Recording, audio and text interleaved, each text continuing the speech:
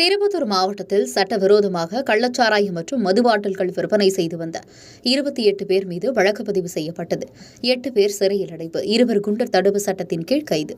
கள்ளக்குறிச்சி மாவட்டத்தில் விஷசாராயம் குடித்து 45 பேருக்கும் மேற்பட்டோர் உயிரிழப்பின் எதிரொலியாக தமிழகம் முழுவதும் கள்ளச்சாராயம் மற்றும் கள்ளத்தனமாக மது பாட்டில்கள் விற்பனை செய்வோர் மீது கடும் நடவடிக்கை எடுக்கப்பட்டு வருகிறது.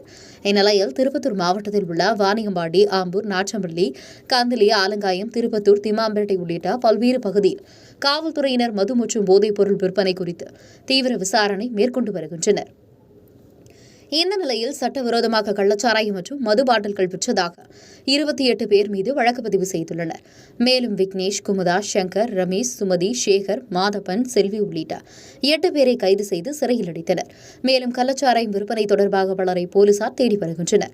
அதனைத் தொடர்ந்து கள்ளச்சாராயம் விற்றதாக ஏற்கனவே கைது செய்து சிறையில் உள்ள கந்திரி பகுதியைச் சேர்ந்த சின்னத்தம்பி மற்றும் கோரிப்பள்ளம் பகுதியைச் சேர்ந்த முருகன் ஆகிய 2 பேர் மீது குண்டர் தடுப்பு சட்டத்தின் கீழ் கைது செய்தனர். உங்கள் பகுதியில் உடனுக்குடன் முக்கிய செய்திகள் உங்கள் பிறல் நுனியில் காண எங்கள் தவசி நியூஸ் 24 சேனலை காண தவறாதீர்கள். உங்கள் திருப்பத்தூர் மாவட்ட செய்தியாளர் சி. ரமேஷ்.